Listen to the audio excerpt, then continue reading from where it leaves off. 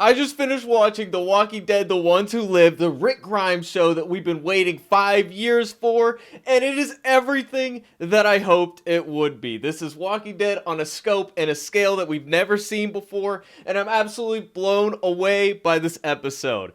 It is definitely the best spin-off pilot we've ever seen. There's not even a question, nothing even comes close. As much as I like Daryl Dixon, as much as I like Dead City, this episode is one of the best Walking Dead episodes in a long time, probably ever. We'll have to see how it shakes out before I definitively say that this is the 10 out of 10 amazing episode, but I fucking loved every second of this episode, and I'm just so hyped about this. I don't even know if I have that many real criticisms about this episode.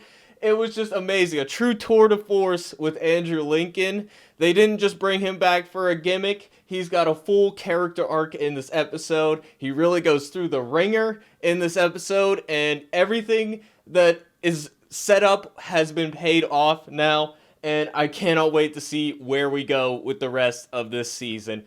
Really, really exciting stuff. Let me know what you guys think in the comment section below, but I'm absolutely so excited. More excited for Walking Dead than I've been in a long time. Can't wait to watch this rest of the season and discuss it with you guys. So let me know what you guys think. And with that, let's just break into the breakdown. Not going to waste any time here. So we got a teaser scene at the beginning of the episode. And it is Rick thinking about ending it all. And this has the context of the original show, and you know that this is not a weak man. He's been through so much before that this is not a trivial thing. He's been through so much. He's not a guy who's just going to give up at all. So we have to spend the rest of this episode seeing what led to this point.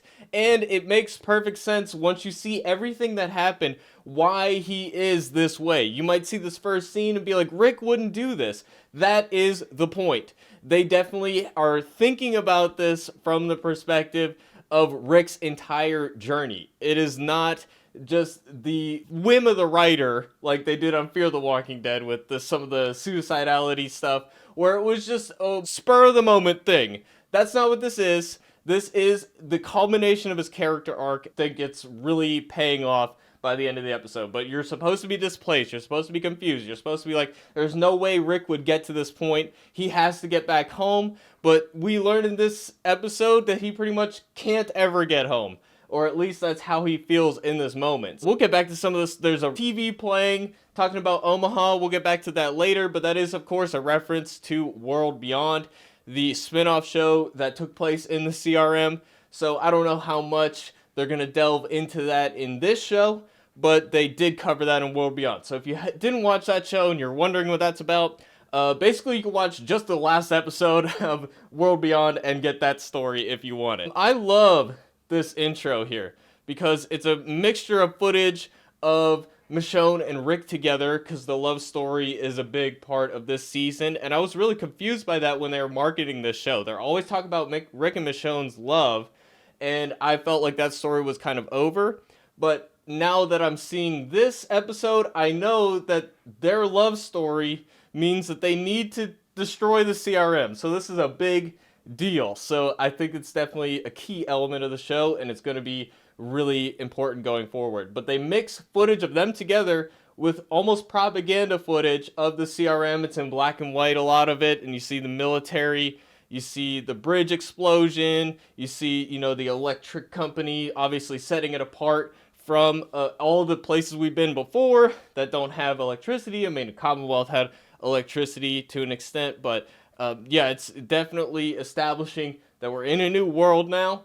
And we start off this episode, we see 5 years after the bridge. That's where we are. We got the message in the bottle. I mean, I just kind of want to almost make a video just about that intro and break that down bit by bit. But it says co-created by Andrew Lincoln and Denai Guerrera, so they must have been in the room with Scott Gimple, and, they were part of the creative process, which is really cool. So we see 5 years after the bridge, which I think is cool because it's 5 years since that episode aired, roughly. So real time, it's 5 years. Now, I'm a little confused about the timeline because it does seem like years pass since then. So I think when they cut to now, later, I think it is more than 5 years. I don't know exactly the distance there, but a lot of time has passed. And they always play a little fast and loose with the timelines on Walking Dead. But it is nice to see how things fit together. So we start off this episode with a helicopter. Of course, Rick and helicopters are synonymous. In the pilot episode, he saw in Atlanta a helicopter flying by, and that's what led him to the Horde in the first episode. And people called him Helicopter Boy and all that. So a lot of the symbolism from the earlier shows it's not just a reference, it's culminating. So that's what's really cool about it. But Rick is a consignee. He is a prisoner. Basically, he can't leave because this is a secret city. They can't let anybody escape. They don't want to let the secrets out. And that's just how this world operates. I like that we're fed into this world bit by bit. We're not shown the whole thing up front. So they are giving us information in a way that it's enough for us to imagine the rest of it, but we're not given all the details right away, which is the right way to do it. So they're giving us just enough that you know that there's more information to be gotten. So Rick is a consignee, and basically that means that they have to earn citizenship by service, but they're not allowed to leave. So they are prisoners in a way. So this voluntary assignment that they're on is supposed to help you become a citizen, but Rick wants to use it as a means of escape. And at this point, he's already tried to escape 3 times. We saw the 3rd time in the Walking Dead series finale. So that was the 3rd time. This is the 4th time. We got zombies on fire, and they call them delts. I don't remember that from World Beyond, but I'm assuming it was in there. It's a little clunky. I like walkers better. I like a lot of the other names better. I like that they all have their own lingo. You know, every group talks differently about the zombies, which is awesome. And we get this big moment right at the beginning of this episode. And it feeds into what I was saying all along. Well, not all along. I was skeptical at first, but I made a video about all the shots in the trailer where they're trying to avoid showing Rick's left hand. Right up front, that's exactly what happens. But I always said I thought it was a weird decision to do that because we have so many characters who've lost a hand at this point. And yes, Rick lost his hand in the comics, and it is kind of nice to see that brought to life. But we've had so many characters do that at this point. How can you do it in a way that is significant, that actually adds to the story and isn't just a gimmick? This is it. They found it. They found it. They thought about it. They knew that we've seen this before. They need something unique to do this, and they absolutely do it. But I love the aesthetic of the scene, the red, the fire, and then we tie in the symbol with the fire at this story that Rick tells at the end, and he's got this axe, and he's being a badass. And you know how difficult it was for him to escape by the fact he makes this very desperate decision. Rick is so desperate to escape that he decides he's going to cut off his own left hand. And this is an insane decision, and you can tell the desperation because he didn't even really have a plan. You know, he's so desperate to escape. He has this opportunity and he feels like this is it. This is the way to do this in a new way, that the lost hand is a symbol of how he failed to get away and how desperate he was to get away and how difficult it is to get away. So I love that he uses a zombie to cauterize himself. They teased us with cutting Rick's hand off in the main show so much, and to find a way to do it that is unique and is shocking and is impactful, I gotta give props to Scott Gimple for coming up with this. And I honestly was very skeptical. Why would they do this? I thought it was a bad decision. Now that I'm seeing it in practice, I think it was perfect. And you see him cauterizing the wound, and then he fails to escape. That's the only thing people might be like, oh, he went through all that and didn't get anything out of it. I think that is the point. I do feel like it would have been nice to have a little bit of a time where you think he is actually going to get away. But of course, you know, the story wouldn't really work if he did. But that's the small nitpick, is it was a little quick, but there's so much to get into in this episode that I think it's justified that they, it's a big moment, so maybe they should have spent more time on it. I loved it, man. I thought it was great. And then we got these dream scenes with Michonne, because Michonne is not in much of the episode, and I'm actually appreciative of that. I kind of predicted that the first episode is going to be Michonne, and we were going to get to Rick at the end of the episode. I'm glad that they led with Rick. I think they're smart enough to know that that's what people really want to see. They want to give the people what they want to see before they do the Michonne story, because we want to see Michonne too, but Rick is the one we've been without the longest. He's the main character of the original show to an extent, so we want to see Rick, and I think that they did it right. But I like teasing us with these Rick and Michonne dream scenes, and it does show the loss that Rick has. It's the most like human moment that Rick has, and he's just like in the pre-apocalypse, meeting Michonne, trying to flirt with her, etc. And I like what they did with Michonne, because we know that she was a lawyer. We saw the flashback kind of dream scene with her before, how she was before. And it's almost like, Rick knows her well enough that, he envisions her this way before the apocalypse. He doesn't envision her as this, badass killer with a sword. He envisions her as this, very metropolitan lawyer, which she was, right? So that I think is a... actually, was she a lawyer in the show? I don't remember. She is in the comics, so maybe I'm crossing the streams there. Wake up after that dream, you feel the loss that he has, and this is why I think the dream scene is really important for this episode. More than just getting Michonne in here, more than just an excuse.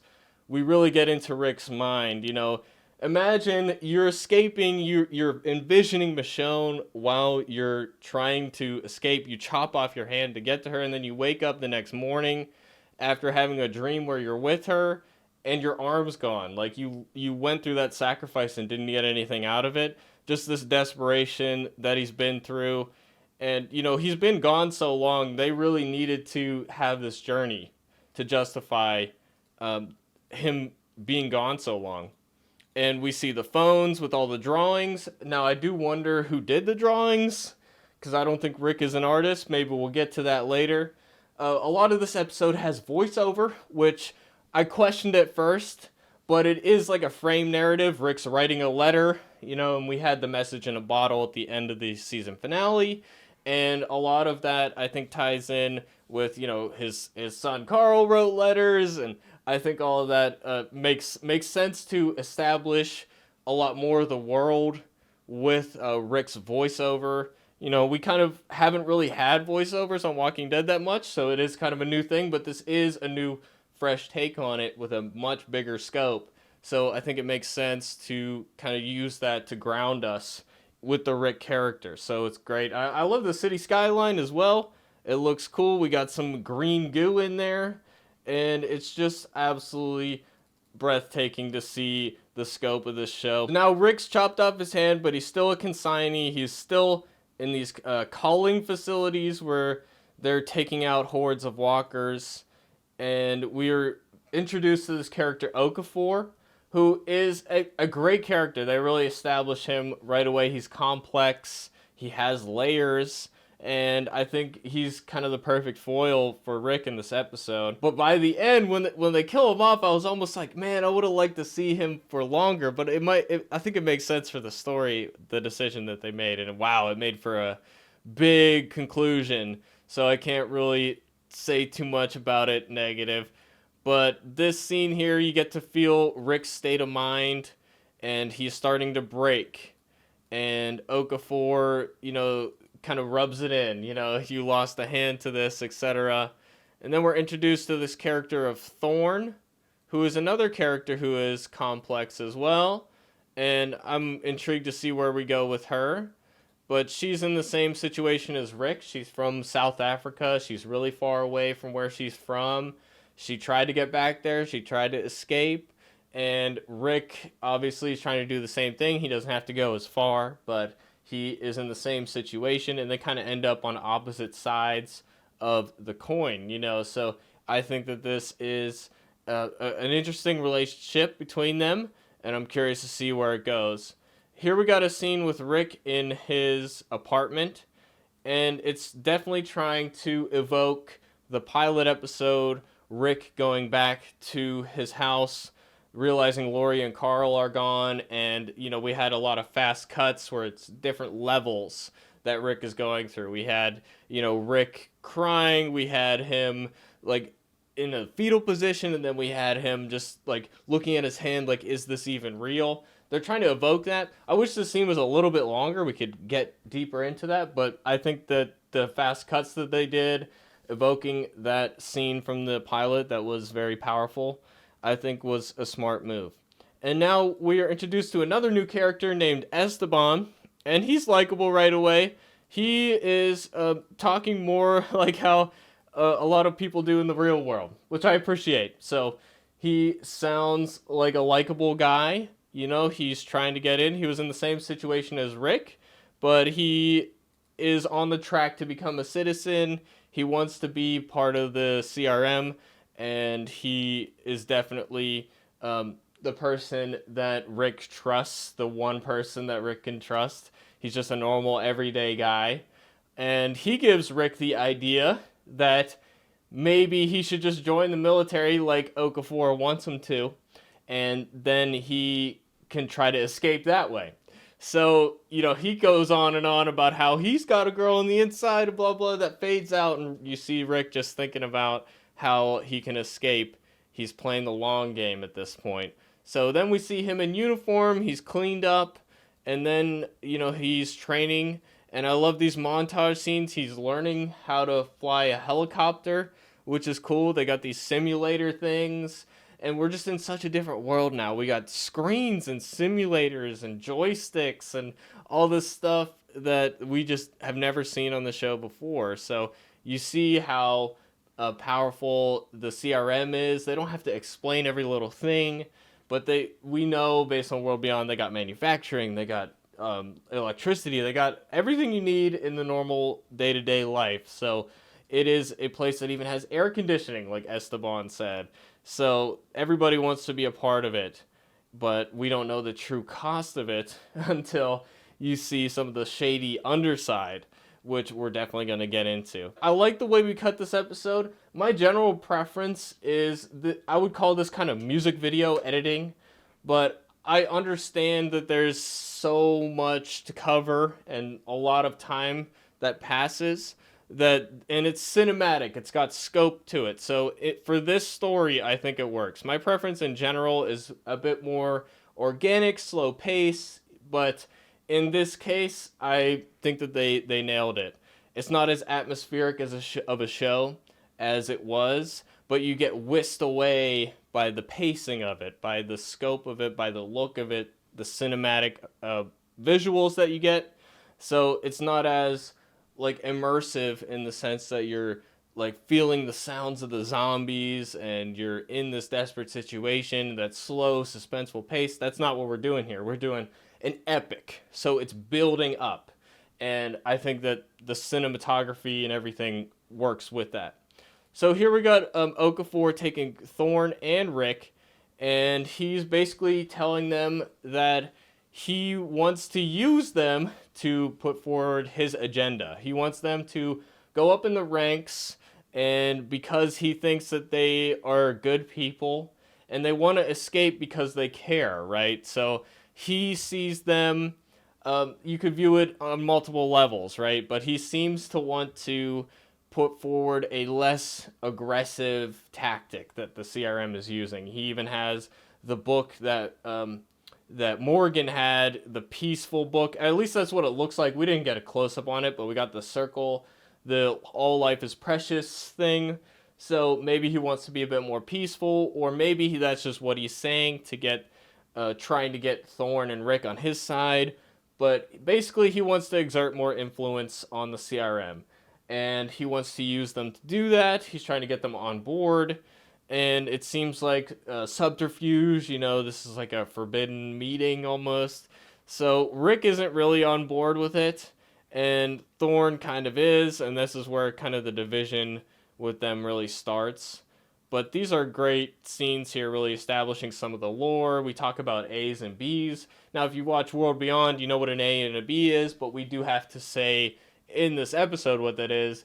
A is a person who is used for zombie experiments, but he's basically portraying it as an A is somebody that they can't control and that they need to get rid of. And a B is somebody that can fight alongside them, but they don't necessarily want leaders, right? They want followers when they're bringing people in. So I love the contextualization of that. Like, we already knew what an A and a B is, but this is a new way to think of it. And I think that the writing in this is really good. Scott Gimple bringing his A game with the script, in my opinion. So here we're talking with Thorne about what we lost, and Rick's like, I want to get back to her. And, it ends up with Thorne saying, they're not gone. His wife, Michonne, isn't gone. The people we love aren't gone, but we are. So she's accepting that she's never going to be able to get back there. And Rick isn't there yet, and he knows. And she's like, I'll help you. But you think that means she'll help him escape. But later on, we see that her definition of helping is getting involved with the CRM even deeper. So, I love this dynamic between them, and there's layers and all these dialogue scenes. It's not as cut and dry as you might expect. Oh, I forgot to say in the montage, Rick gets a new hand. It's got a blade on it. This is all cool. It's a little different than we've kind of had that concept before with Merle, and Aaron has a really cool one that's like a mace. So this one, it's cool. It's different. I like that it's like a black hand. I think there's definitely some symbolism there, that it's the darkness that he's going through. It is him accepting the CRM as part of him reluctantly. So I think that there's symbolism there. The knife thing is definitely very similar to what we've had before, but it's something a little different. So it looks cool. I like it. It's badass. And here we got a scene with Major Beale. He's the guy in charge of the CRM. We've heard about him before. And basically, he's just trying to find out where Rick's loyalties lie and why is Rick doing what he's doing.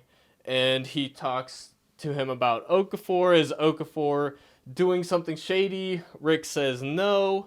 They kind of speak at the same time, and I like the dynamic there. I like the concept. But if I was Rick, I would have said something more like, not that involves me, not that I know of, but Rick's just like immediately no, which kind of almost implies that he's lying about it. It's almost like he knows that Beale knows. So there's an interesting dynamic there, and Beale's got his own agenda too. So they talk about some of the lore. They talk about how Atlanta was bombed, and Beale says that as the Pennsylvania National Guard is how the CRM started, and he stopped that from happening with Okafor's help, and we get more into that later. But I like that we're delving into the lore. How is this city not firebombed? How is it not destroyed, etc.? So I think that is some interesting world building stuff, which I love. We never really get into the big picture stuff with the original show, and it's nice to actually have this story with this scope and scale to it. It's a new step, it's different, it's bigger than any Walking Dead story ever, and that's the appeal, and I love it for that. So, here we got Rick looking through maps, and he's kind of thinking about a plan. We got the bullet to his head, he's thinking about, that's kind of a symbol of where we see him in the teaser and at the end of the episode, right? So, here we got like a nice park, with a bunch of citizens, and it looks very peaceful. And we even see, a guy holding signs, CRM now. We got like propaganda going on. We see the windmills is a symbol we see. We started, that's the first shot, is like Rick's back in the window, and we see the windmills there. That's just a symbol of the civilization that they're building, that there's power, electricity, and stuff like that.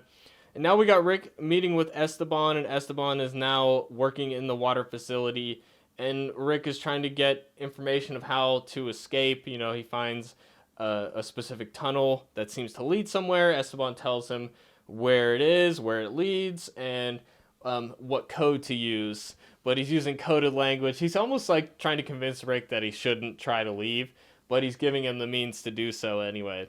So I like that character, that dynamic there. And here we got Rick's new escape plan. This is attempt number 5. And it seems to be the most well thought out one. And then it all falls apart because Rick needs to help somebody. So I love that he has to play the hero and sacrifice for a complete stranger, basically. So there's this chemical plant. I don't know if we really know what their purpose is here, but Rick manages to find a zombie that looks enough like him. He puts his dog tags on him. He needs them to think that he's dead so they don't continue looking for him. And then he finds this manhole cover. I don't know if it's the same one that Esteban and him were talking about in the previous scene, but I love how Rick has these like light flashing things to draw the zombies. That's smart. You know, I love that we're introducing new weapons, new tools this deep into the franchise, and we're still coming up with new stuff. You know, I love the stabbing tool that they have. That was introduced in World Beyond as one of my favorite things that they added with that, and I'm glad to see it here. But Rick is now trying to escape, and then zombies surprise him, which, you know, you would think Rick would hear him coming, so that's a nitpick. You know, we got stealth zombies in The Walking Dead a little too often. It's a bit of a crutch, but I can accept it in this scene because I think it works for the story. And then Rick is taking them out, and then he's about to leave, and then he sees a little girl, you know, which is like a callback to the first episode almost, like the first like scene of the show, Rick coming up on the zombie girl, and it's kind of like a reversal of that, where this girl, she's covered in zombie guts, we learn later, and the zombies that Rick killed were her parents, and she kind of inadvertently used the guts trick without realizing it. She was blending in with the zombies. It's well thought out, you know. So Rick sacrifices it all to save an absolute stranger, but he's kind of forced to do it because Thorne shows up exactly at the right time. She kills all the zombies. He knows that now that the jig is up, you know, they're definitely not going to think he's dead. Thorne is probably going to give him up, you know, given their interactions thus far, that she's more on board. So, and she gives him his helmet back, which means she found the other zombie, the dead zombie. So her definition of helping him is not letting him escape. So I think that the writing is really smart, and I love these scenes, man. This is like the coolest zombie scene we get. We got a bunch of zombie kills at the beginning, but again, you know, it's a human story, and the zombie stuff is secondary. So that's how it's always been with Walking Dead, but we still find points to get some cool zombie action in there. So definitely smart. And here we got probably the best scene of the entire episode with Okafor here and Rick, and this is where we get the revelations about what Okafor did in the past. Rick is not accepting that he's forced into this lifestyle. Okafor basically says, we knew about Michonne. He found out about Michonne somehow, and that he spread that information to others, using that as leverage. You know, if he escapes, they're going to come after Michonne. They're probably going to find her. The one nitpick here is he said Michonne's not a common name. Love that. But he also says that based on where they picked him up, they found the name Michonne. And I was like, wasn't Michonne in Georgia with them? And he got picked up in Virginia? So I don't know. The connection there is a little shaky. But I love the emotional level we get to in this scene. Rick just has this desperation about him, and they have this little scuffle. And basically Okafor talks about how he's kind of like the reverse of Rick in a way, because he had a wife, and she was on the other side of the conflict, and she was in the city. Guys, I realized I totally forgot to show this off. Check it out. I got a shirt. I love it.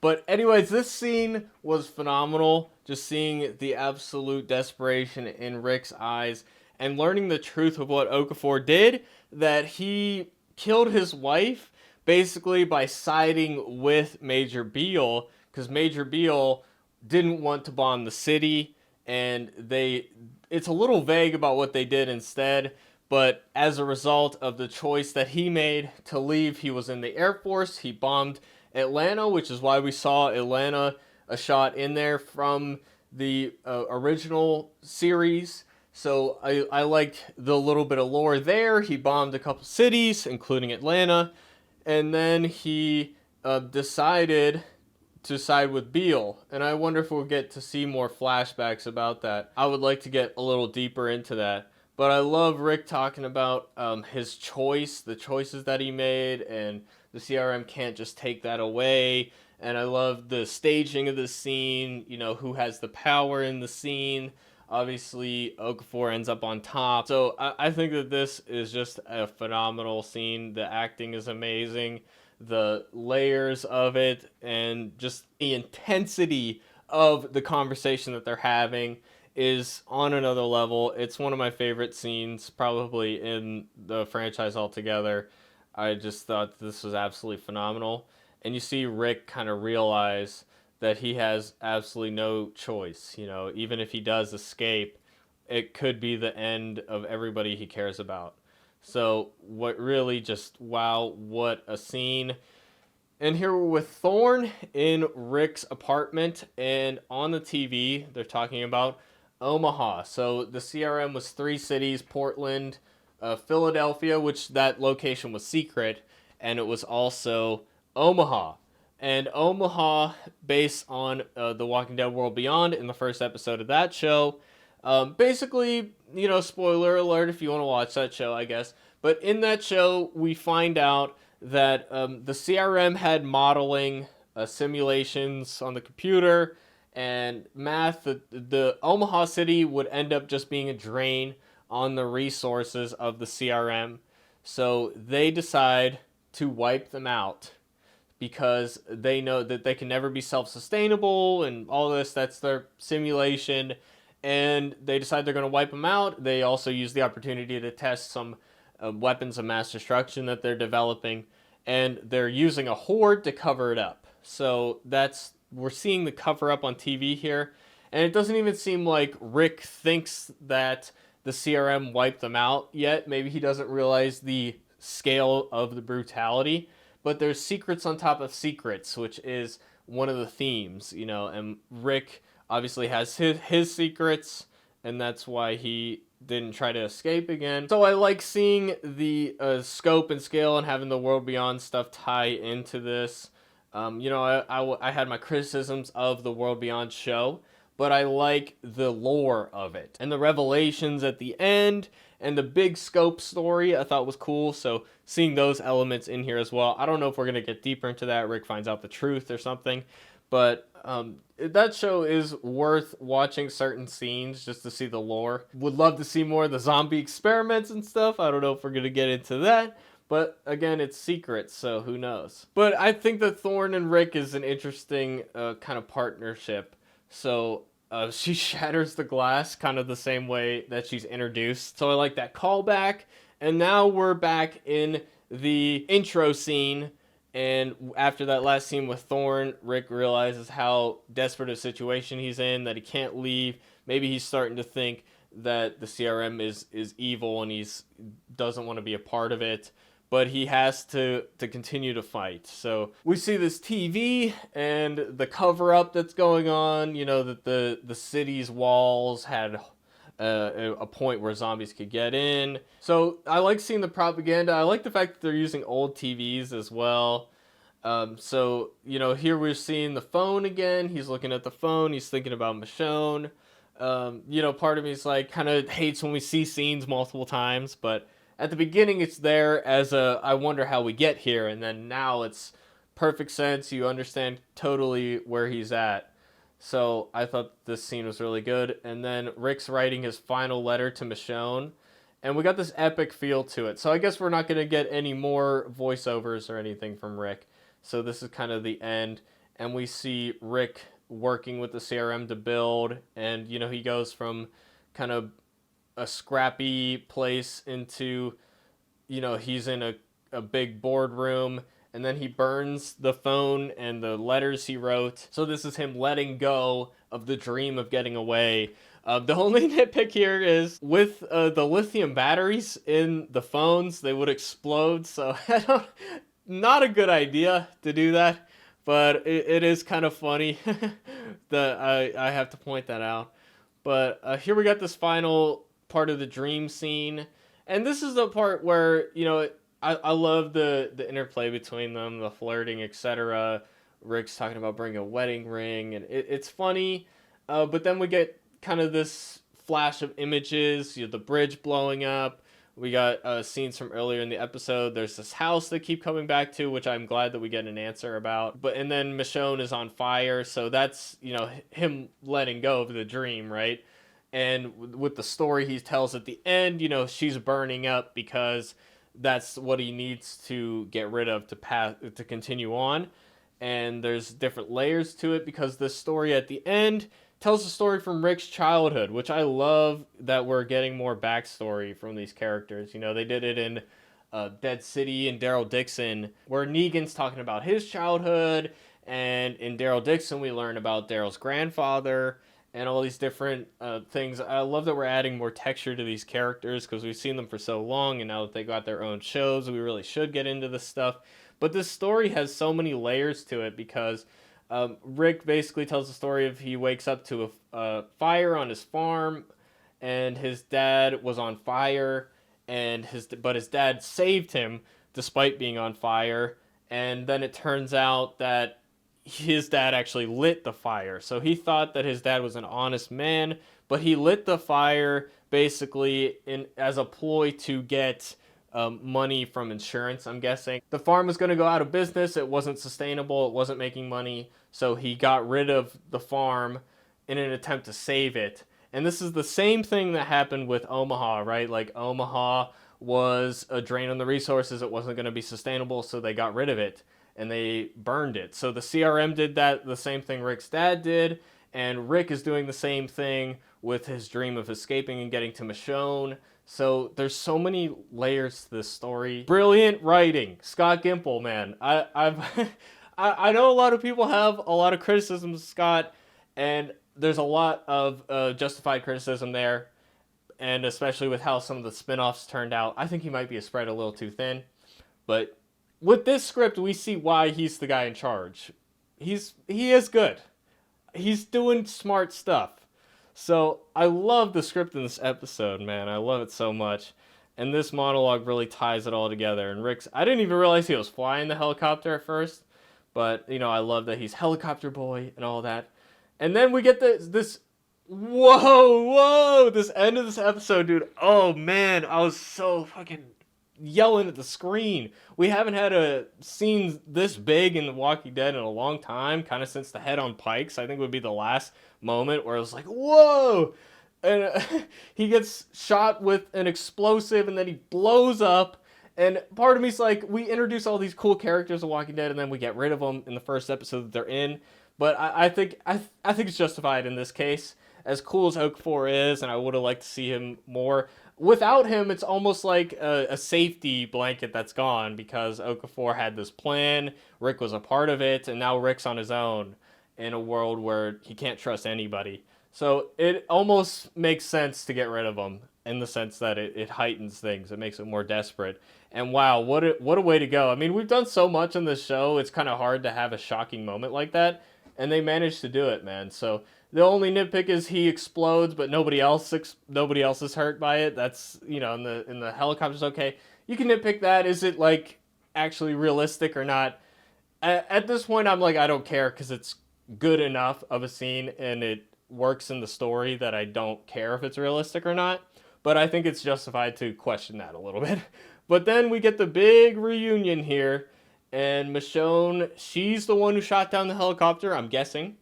And she took out the other guys. You see her with the sword in the background. I love this reintroduction. We know it's her because we saw her in the series finale, and also obviously the trailer. We saw her wearing this outfit, so we know it's her right away. She's got the sword, of course. And then, so she's an enemy of the CRM. And it's a coincidence, but that's, I can take a certain amount of coincidences. After a certain point, it gets to be a bit much. With Fear the Walking Dead, we had so many coincidences. But I can take this one. And Michonne was trying to find the CRM, so they're going to eventually cross paths again if she is fighting them, So I love this scene here, and this reunion is it's very satisfying to see. And you can see the love there. Rick just gave up his dream of finding her, and she appears. And it's almost like bad news for him.